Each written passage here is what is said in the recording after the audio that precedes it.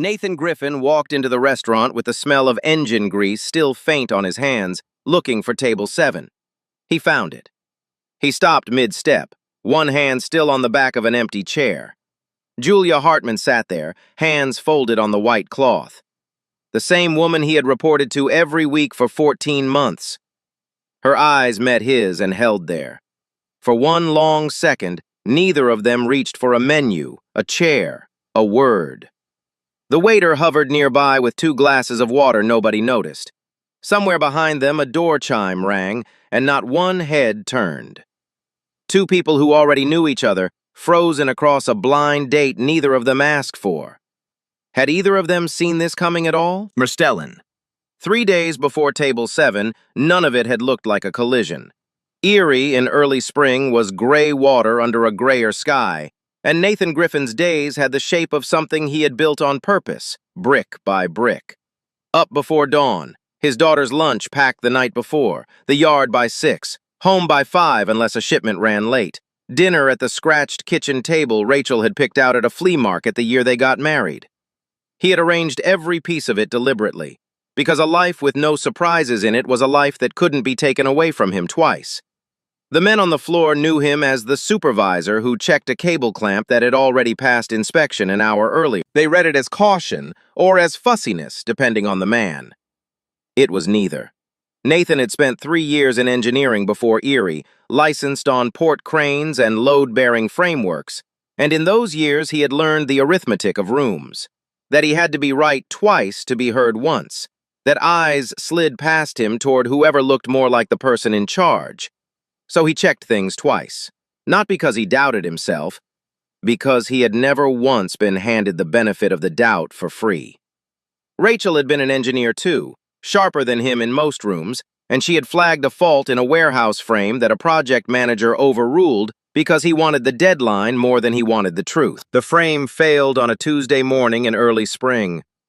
Rachel didn't walk away from it. Nathan quit 6 weeks later, packed an office full of certifications nobody in Erie would ever ask to see, and told himself he was done building things that could kill someone if he got them wrong. There had been one last report before he stopped. Crane inspection findings, filed years ago, filed anonymously. People still told a version of that story around the industry without knowing whose it was. They assumed modesty. It hadn't been modesty. Nathan had done the math and concluded coldly that the findings would travel further if nobody could see the name attached to them. He had been right. That was the part that still sat in him like a stone. 2 towns over, Julia Hartman had spent a year and change proving something nobody had asked her to prove. She had taken the regional director post at Great Lakes Freight and Logistics and made the Erie terminal her own, the busiest and most complicated yard in her territory. That was the reason she gave the board when they asked why a director spent so many hours on a floor instead of in an office 3 towns away. It was true. It was also not the whole truth, and she knew it every time she walked the rows and caught herself scanning for one particular supervisor before she'd noticed she was looking. The Hartman name had been on the Erie waterfront 2 generations back. Shipping interests gone quiet, but never quite gone. Julia had built an entire career trying to demonstrate she'd earned her chair on merit, and not on the strength of a surname that opened doors before she reached them. She rarely brought it up, least of all with her sister.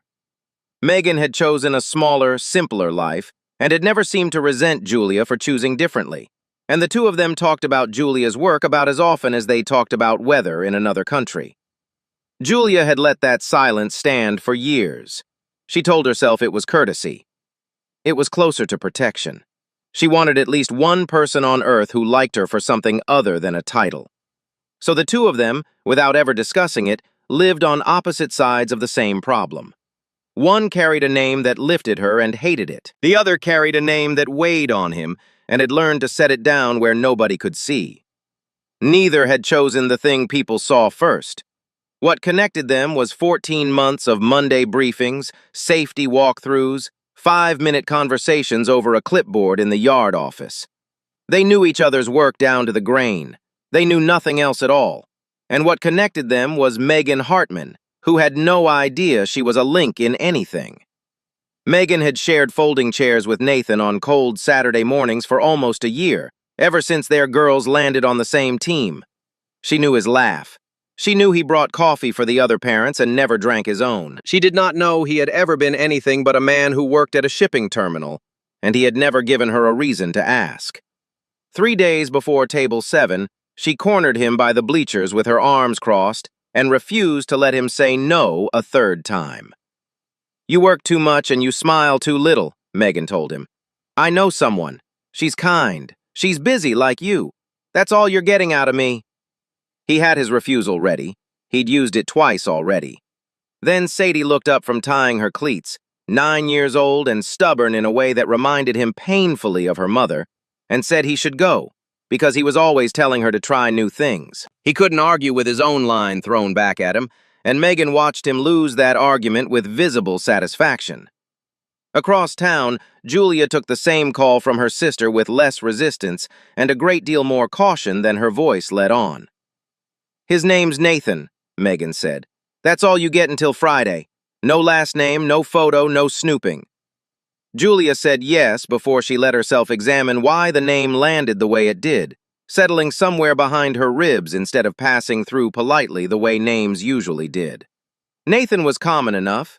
Half the men in Erie were named Nathan. She did not ask for the rest of it. She told herself it was because she liked surprises, when the truth sat closer to the opposite. She didn't want to know, in case knowing made her hope for something she had spent more than a year training herself not to hope for. Nathan didn't ask either, and his reason was quieter. At the bleachers, he was Sadie's father. Nothing else. No file, no history, no story anybody had to be walked through gently. Megan had never known enough about him to decide anything in advance, and he had come to hold that the way a man holds something rare and easily broken. So on Friday evening, he pressed his collar flat in the bathroom mirror, tugging at a shirt that hadn't seen a hanger in months, telling himself it was only dinner, a favor to a friend, and a favor to his daughter. Julia checked her reflection once, decided it didn't matter either way, and left with her keys already in her hand before she'd finished deciding. Neither of them had pushed past the first syllable of the other's name. Neither of them expected the one other person already tangled up in their Mondays to be sitting behind it. At the restaurant, the silence broke on Julia's side. "I almost canceled this 3 times, she said. It wasn't quite a question, and it wasn't quite a confession. Nathan sat down across from her. "I almost didn't come at all." Something in the way he said it made clear he didn't mean it as a joke, and they both let out a sound that wasn't quite laughter, closer to a held breath finally released. The waiter approached again. Julia waved him off with 2 fingers and bought them another minute neither of them knew what to do with. 14 months of briefings had prepared them for nothing about this. A candle, a folded napkin, a question neither wanted to ask first. Nathan asked it eventually, and it wasn't a guess. "You read my old report?" Julia set her glass down carefully, aligning it with the edge of the tablecloth as if she needed something to do with her hands. There had always been a question underneath the way she looked at him, and now it was on the table between them. "I didn't know it was you until I'd been your supervisor for months," she said. "Even then I wasn't sure, and I never asked." "Why not?" "Because asking would have meant admitting I'd noticed something I wasn't supposed to notice." He turned his water glass a quarter turn, the way he turned bolts he wasn't ready to loosen. Then he asked her a question she hadn't seen coming. "Did you ever wonder why that report didn't have a name on it?" Julia didn't answer. In 14 months, nobody had put a question in exactly that place. The place he had already answered alone in his truck 1,000 times. "People assumed I was being humble," Nathan said. "I wasn't. I ran the numbers and figured it would get further if nobody could see who wrote it." It did. He looked at the candle instead of at her. "That's the part I've never said out loud." He told her the rest of it plainly then. Rachel, the frame, the project manager, the Tuesday morning. 6 weeks later, an office packed into boxes. "I needed something steady," he said.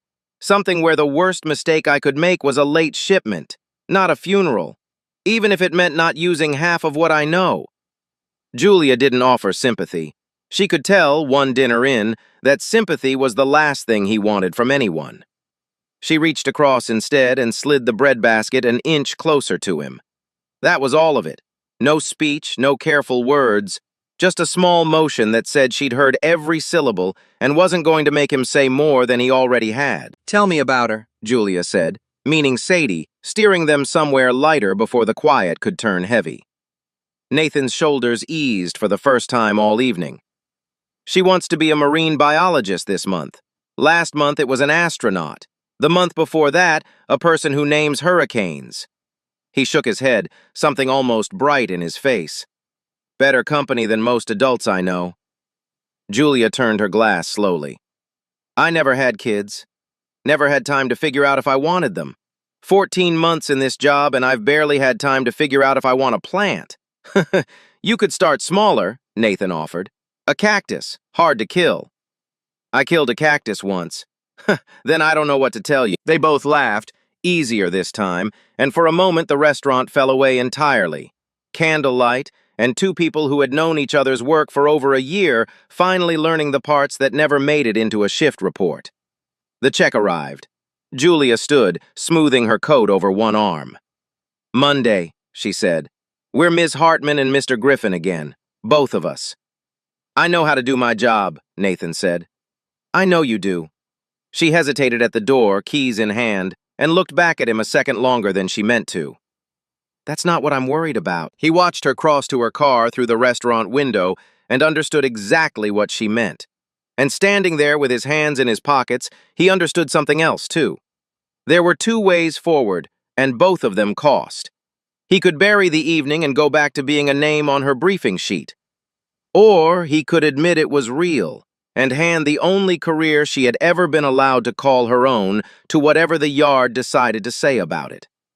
He drove home the long way, past the terminal gates, past dark warehouse rooftops against the last gray light off the lake, and slowed near Crane 4 without quite meaning to. He hadn't thought about the old work in years without some part of him flinching first. Tonight, the thought arrived quiet instead of sharp, and that scared him more than the flinch ever had. At home, Sadie was already asleep and the sitter was dozing in front of a muted television. Nathan paid her, walked her out, and stood on the porch a long while after the taillights disappeared, turning over the smallest, most unremarkable moment of the whole evening. Not the confession, not the report. A hand sliding a breadbasket an inch across a white tablecloth, and a woman who had understood without being told that he did not want to be handled. He had spent 3 years making sure nothing in his life could surprise him. Now the surprise was 2 towns over, holding a clipboard on Monday morning, and he was going to have to decide what he intended to do about it. Either answer cost her something. That was the part he couldn't engineer his way around. Monday's shift briefing ran 4 minutes longer than usual, and everyone in the room except 2 people thought that was perfectly normal. Nathan stood at the back near the whiteboard, arms crossed, calling out load numbers in the flat, business-like voice he always used. Julia stood at the front reading the week's shipping targets in the same even tone she used for board calls. Neither of them looked at the other any longer than a briefing required. It should have been easy. It had been easy, in fact, for 14 months. Right up until Friday night changed the math. After the room cleared, Nathan lingered by the door until the last dockhand had filed out. I could ask for a transfer to the West Dock, he said. Different reporting line, cleaner for everyone. Julia's pen stopped over her clipboard. Is that what you want? No. He didn't dress it up. But I don't want you standing in front of the regional board explaining why your safety supervisor took you to dinner 3 days before you signed his walkthrough. Nobody's explaining anything, Julia said, tighter than she meant to sound. Nothing happened that needs explaining.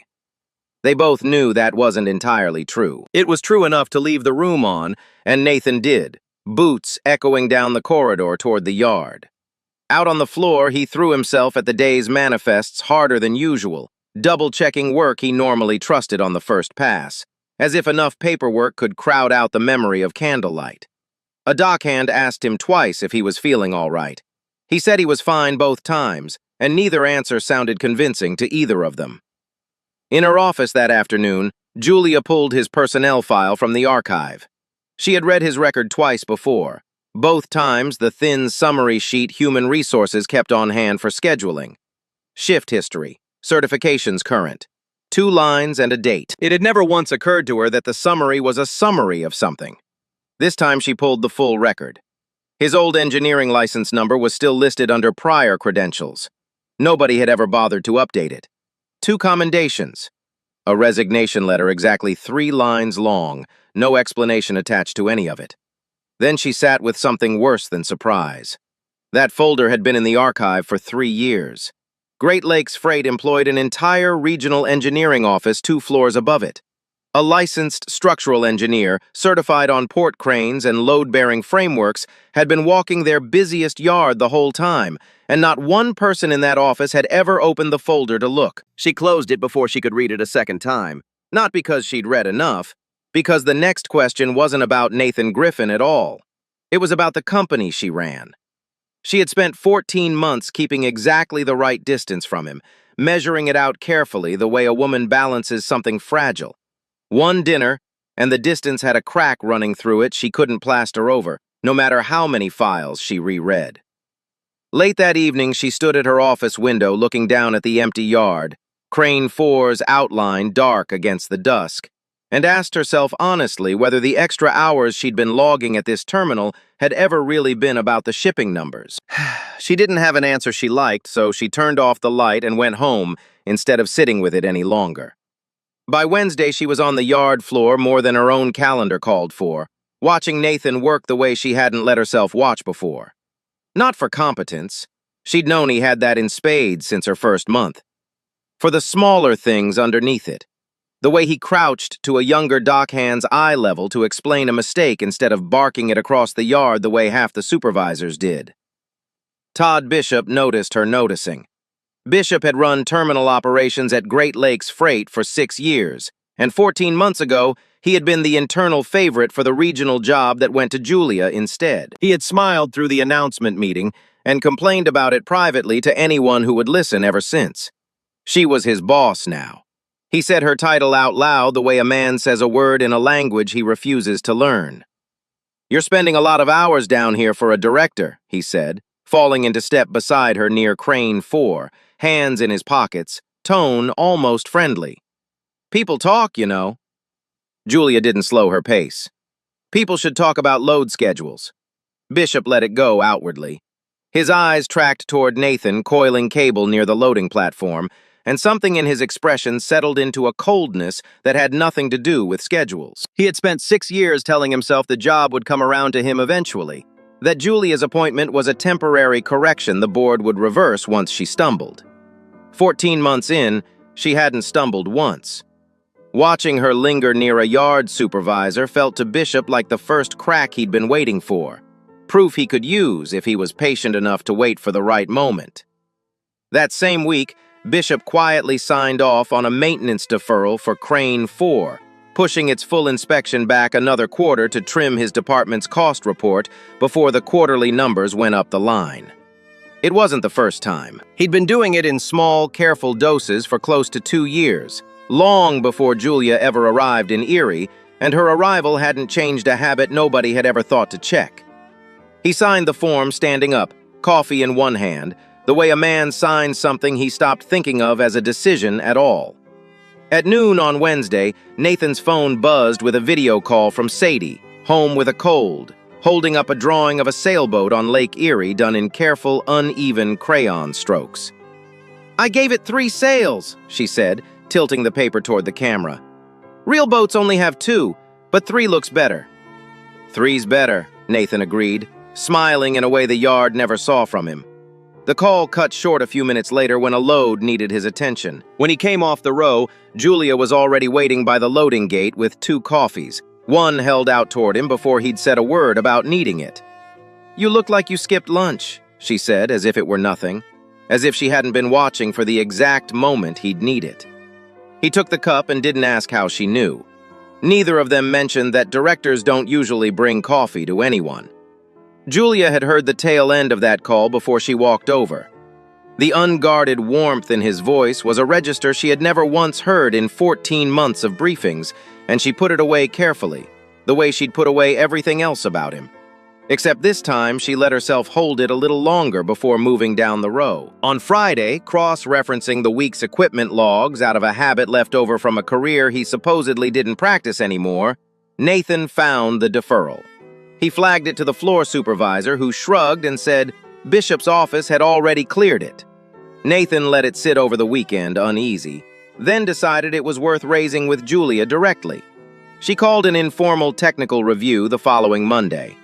No agenda circulated in advance. Just Nathan, Bishop, and 2 engineers from the regional office gathered around a set of maintenance logs in a conference room that smelled faintly of burnt coffee and printer toner. She hadn't needed a manufactured excuse to bring Nathan into the room. 14 months of trusting his read on the yard had made that decision for her long before Friday night ever happened. The regional engineers, a quiet man named Douglas and a younger woman named Ellen, fresh out of a certification program, spread the inspection photographs across the table without much ceremony, expecting a routine sign-off. Nathan pulled the 3rd photographs back toward himself before anyone else had finished with the 1st. He flagged the connector joint in under 10 minutes, pointing at a stress pattern the official report hadn't mentioned at all, not even in passing. "This isn't wear from load cycling," he said, sliding the photograph across the table. "This is fatigue. It needs a full teardown, not a patch and a signature." "We patched it in the spring," Bishop said, sharper now. "It passed." "It passed a visual, not a load test," Nathan answered. "Those are 2 different things, and you know it." Ellen leaned over the photograph and turned it toward the light without being asked. She didn't say anything. She didn't have to. Douglas watched her do it, and something in his face changed.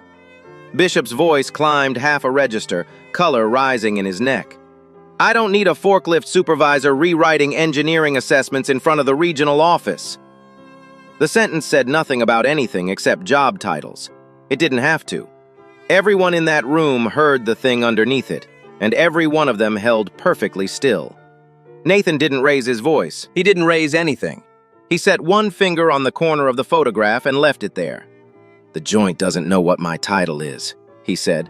"The pattern's still in the picture." Julia closed the folder in front of her. "He's not rewriting anything," she said, calm and final. "He's reading it correctly, which is more than I can say for whoever signed off on this last spring. Schedule the teardown for this week. Full stop." Bishop agreed out loud and disagreed with every muscle in his face. He gathered his folder and left first, and in the doorway he glanced back at Julia a beat too long. The look of a man already deciding how he'd use this later. Douglas lingered after the room cleared, gathering the loose photographs into a neat stack. "He's not wrong about the cost," he said, meaning Bishop, "but he's dead wrong about the joint." Julia thanked him and said nothing else. She was already 3 steps ahead, and 3 steps ahead was a problem. A teardown was a scheduling item. It went on a list, it waited for a slot, and until the slot came, the crane kept working, because that was how the yard had always run. Pulling it offline outright was a different order, with a different signature, and a cost report she would have to defend by name. She told herself she had time. That was Monday. That night, well past midnight, a warning alarm sounded on Crane 4's control panel for 11 full seconds before it cut off on its own. The graveyard crew barely registered it over the wind coming off the lake, and nobody logged the incident in the shift report. By the time the morning shift clocked in, the alarm history showed nothing at all. As though it had never gone off in the first place. Nathan heard about it secondhand from a dockhand smoking near the gate, and something in the way the man described it didn't sit right with him. So he went looking for the one person in the yard who had been there longer than the alarm system itself. Walt Sanborn had run the yard crew at Great Lakes Freight for 31 years and had 6 months left before retirement, a date he counted down out loud more often than anyone cared to hear. He kept a small spiral notebook in his jacket pocket that nobody had ever asked to see, mostly because nobody remembered it existed. "You didn't hear this from me," Walt said, sliding the notebook across a workbench in the equipment shed, keeping his voice low even though they were alone. "But I've been keeping my own logs since Bishop started asking me to sign inspection sheets for work I never actually did. 3 times over 2 years. I always meant to say something. Kept telling myself I'd say it after I retired.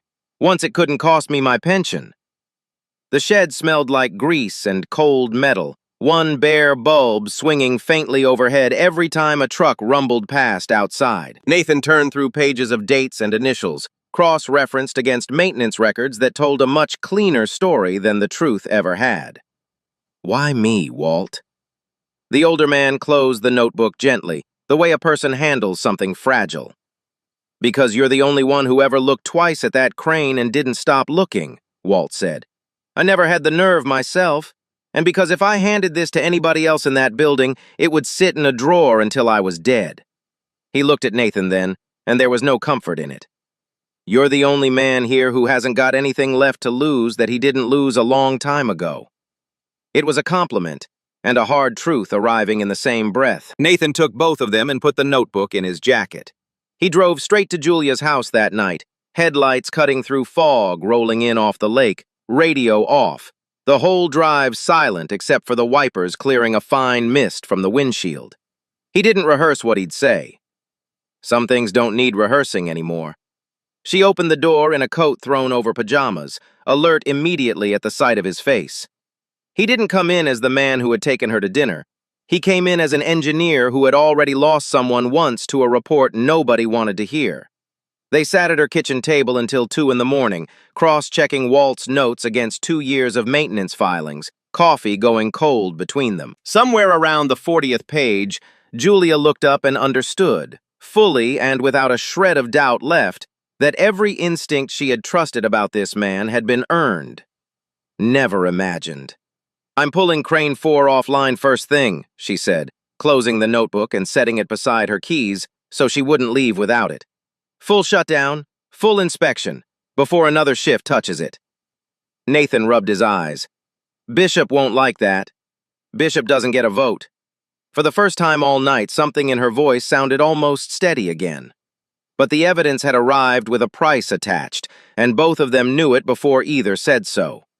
2 people, a kitchen table, 2 in the morning. Every word in that notebook was true, and the story of how it got there was a loaded thing sitting in Todd Bishop's pocket, waiting for him to find it.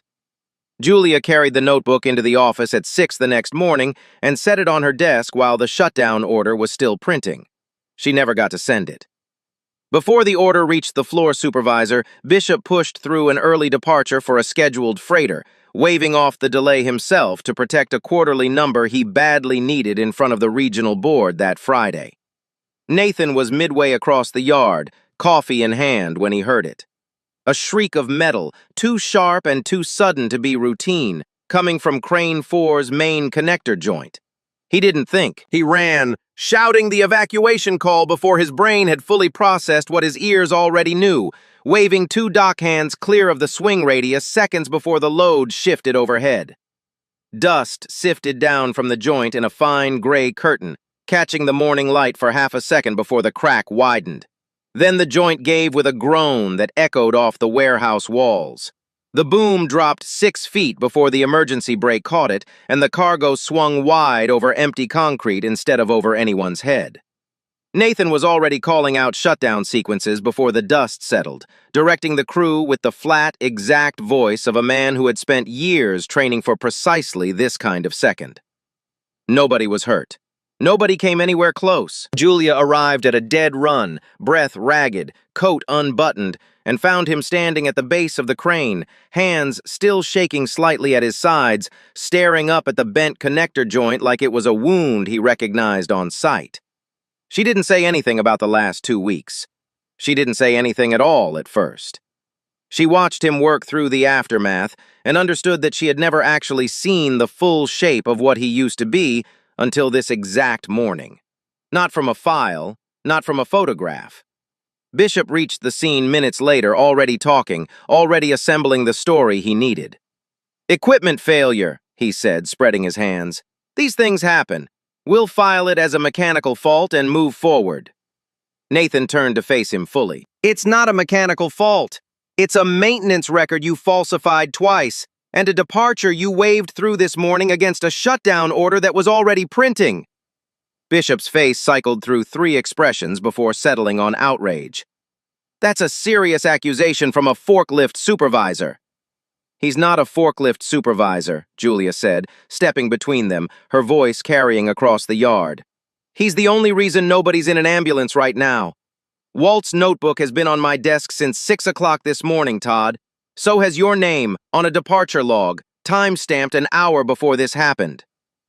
For the first time since Julia had known him, Bishop had nothing ready to say back. Later that afternoon, after the site had been cleared and the incident report filed, she found Nathan sitting on the tailgate of a maintenance truck, elbows on his knees, hands finally steady, but his face still pale under the yard lights.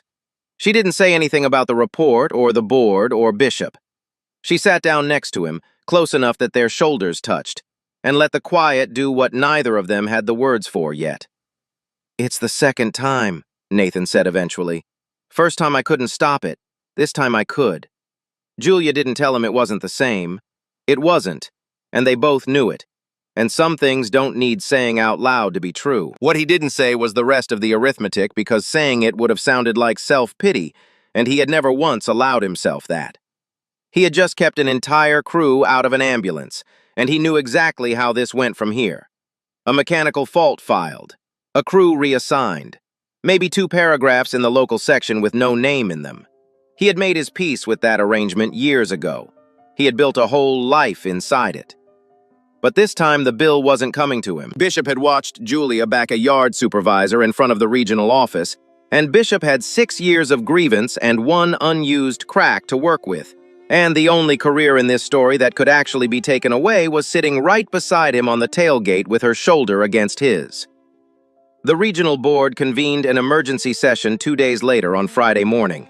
Julia walked in with Walt's notebook, the falsified inspection sheets, Nathan's technical report, and the crane's own maintenance history laid out in a folder thick enough to end most arguments before they started.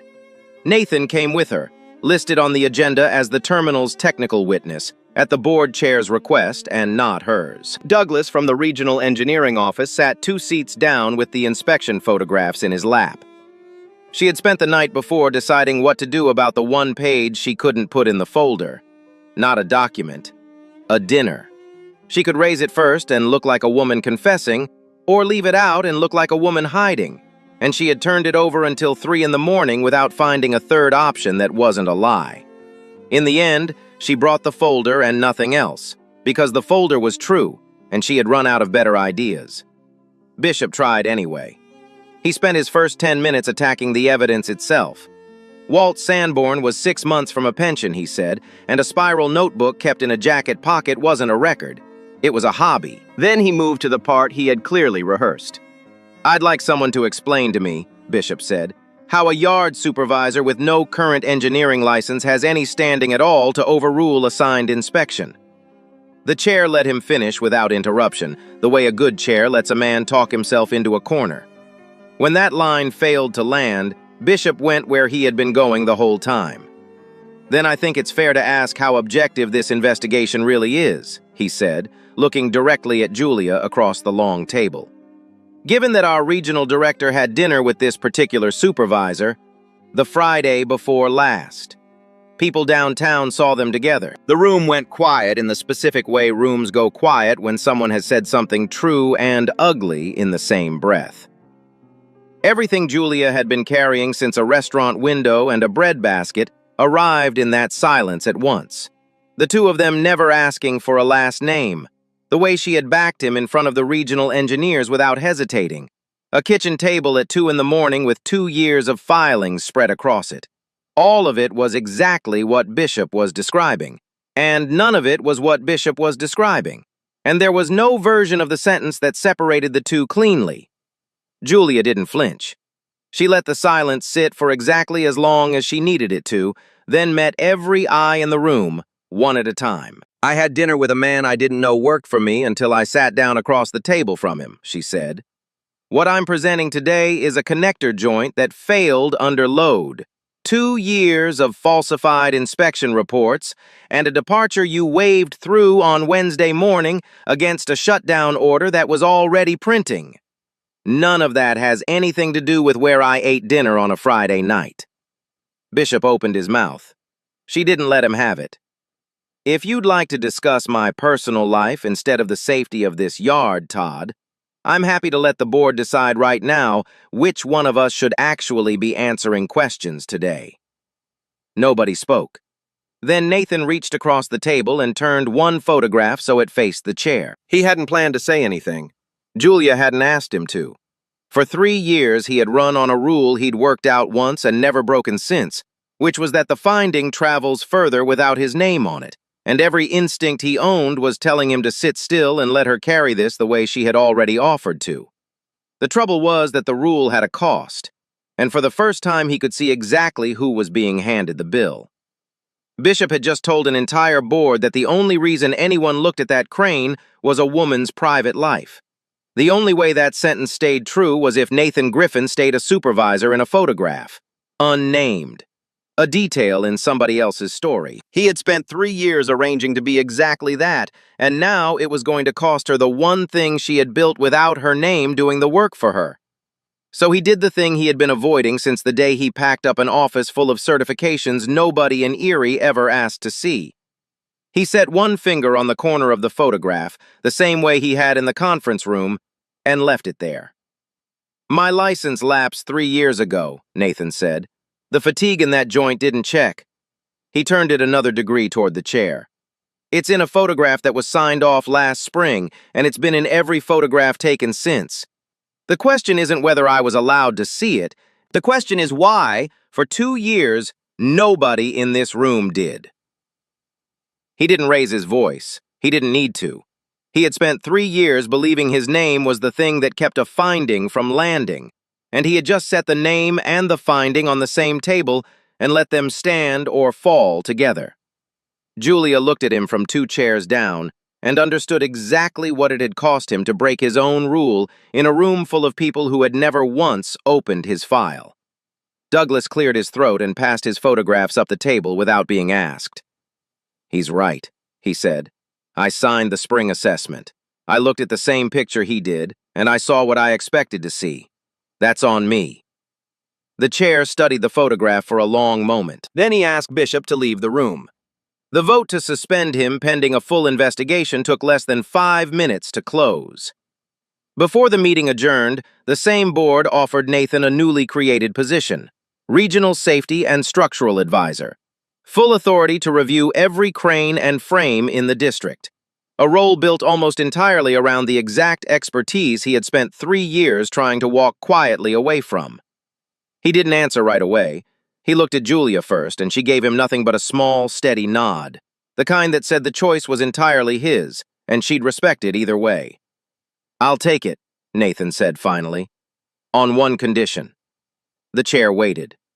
"Every inspection gets a name attached to it from now on. The person who signed it, the person who read it, the person who disagreed, all of it." He turned his water glass a quarter turn without drinking from it. "Not so I get credit. So that the next time somebody in this company is right about something, nobody in this building gets to pretend they never heard who said it." The board agreed without argument. Walking out of the boardroom, Julia fell into step beside him, close enough that their shoulders nearly touched. And for the first time in 2 weeks, neither of them worried about who was watching. "You didn't have to take it," she said. Nathan kept walking. "I know. I wanted to. That's different." She let that sit between them the rest of the way to the elevator, and it felt, for the first time since the joint cracked, like something settling back into place instead of coming apart. That weekend, Megan called her sister's cell while flipping through the local section over breakfast. 2 paragraphs, no more. A dockyard crane failure narrowly avoided. A quick call from a terminal supervisor that kept anyone from getting hurt. And there, in print, a name. "Nathan Griffin," Megan said, the paper still open in front of her. "Julia, that's not the guy from the soccer bleachers, is it?" Julia let the silence answer for her a second too long to pass as nothing. "You have got to be kidding me! You've known him this whole time. You let me set up a blind date with someone who already works for you, and you said nothing." "I didn't know his last name when you called," Julia said. "Neither did you, apparently, or you'd have said something first." They met at Megan's kitchen table 2 days later, all 3 of them, and Megan spent the first 10 minutes somewhere between stunned and genuinely offended before it tipped slowly into something closer to relief. 14 months, she said, shaking her head at both of them across the table. You two worked together for 14 months, and neither of you ever said a single word to me about it. I never told you what I do for a living, Julia admitted, because I wanted you to like me for something other than my title. Even you. Even my own sister. Nathan turned his coffee mug slowly in his hands. And I don't talk about the job I used to have, he said, because it's the last thing I ever built with my wife. I wasn't ready to hand that story to anybody at the bleachers. Not even to someone I liked as much as you. He looked up. At those games, I was Sadie's dad. That's all. You didn't know one thing about me in advance, so you never decided one thing about me in advance. Do you have any idea how rare that is? Megan didn't answer. It was the first time in a year of folding chairs and orange slices that she understood her own ignorance had been a gift, and that he had been quietly protecting it the entire time. She had spent that whole year thinking she knew him. What she had actually been handed was the one place he got to set the weight down. I asked you what you did for a living exactly once, she said at last. First week. You said you worked at the terminal, and then you asked me if my kid was the one who kept scoring on her own goal. She was, Nathan said. She was, Megan agreed, and I never asked again. Then she laughed, short and disbelieving, shaking her head at herself now instead of at them. So I didn't actually set anyone up at all. I just finally forced the two of you to say it out loud. You did more than that, Julia said. You were right about him before either of us was ready to admit it. Megan pointed a fork at her sister. I'm always right. You two just take longer than most people to catch up. Nathan laughed for real this time, the first easy laugh either woman had heard from him all afternoon. And Megan seemed to keep that one satisfied, like she'd finally gotten the reaction she'd been fishing for since the bleachers. Sadie met Julia properly a week later at a lakeside picnic table Nathan hadn't planned quite as carefully as it looked from the outside. Do you like boats? Sadie asked, swinging her legs under the table. I like people who take care of them, Julia said, and meant it in more ways than the question had asked for, glancing sideways at Nathan as she said it. Sadie considered that with the seriousness of a much older person, then slid a drawing across the table without being asked. 3 sails, careful, uneven crayon, a lake that was mostly one long blue line. You can have this one. I already made a better one. Julia folded it carefully and put it in her bag instead of her pocket, the way a person keeps something they intend to hold on to for longer than an afternoon. 3 weeks after the board meeting, Bishop was formally terminated following the investigation's findings. By then, Nathan had a badge with his real title printed on it for the first time in 3 years. He looked at it longer than a badge deserves on the morning it was handed to him. A name, printed on a card, attached to something that could hurt people if he got it wrong, hanging where anyone in the yard could read it. Walt was 5 months out from his pension when he first saw it clipped to Nathan's jacket. He didn't say a word about it. He just nodded once from across the shed, the nod of a man watching someone else finally do the thing he'd spent 31 years telling himself he'd do later. Then he went back to work, and later that week, he wrote a name on an inspection sheet for the first time in 2 years. His own. On a Friday evening that felt deliberately unremarkable, Nathan and Julia found themselves back at the same restaurant, both asking for the same table without either one saying so out loud first. The hostess seated them at table 7 without a second thought, as though it had always been reserved for exactly this. Candlelight. The same low hum of conversation from the next table. The same waiter, older now by 5 weeks and nothing else. Julia noticed all of it and said none of it, content to let the evening repeat itself on purpose this time. There was no grand declaration between them. There didn't need to be one anymore. Julia set her hand flat on the white tablecloth. The same gesture from the first night, except this time it wasn't an accident, and it wasn't a question either. Nathan looked at it for a moment. 3 years since he'd let himself reach for anything without calculating the cost first. Then he covered her hand with his. Steady, unhurried. Like a man setting down something heavy he'd been carrying a long way without once putting it down. Outside, the lake wind picked up faintly against the window. It was the same wind that had carried fog to her porch the night he showed up with Walt's notebook, and the same wind that came off Crane 4 every morning at shift change. Neither of them mentioned any of it. They didn't need to. It was simply there now, part of the ordinary weather of their life together. No longer something either of them had to brace against. His phone buzzed once in his pocket, a text from Megan. "Sadie's asleep at my place, don't rush back. Finish your dinner for once in your life." He read it, smiled, and put the phone away without checking it again. It had taken them 14 months to stop being strangers to each other in every way that mattered, and one poorly kept secret from a well-meaning sister to finally stop pretending they still were.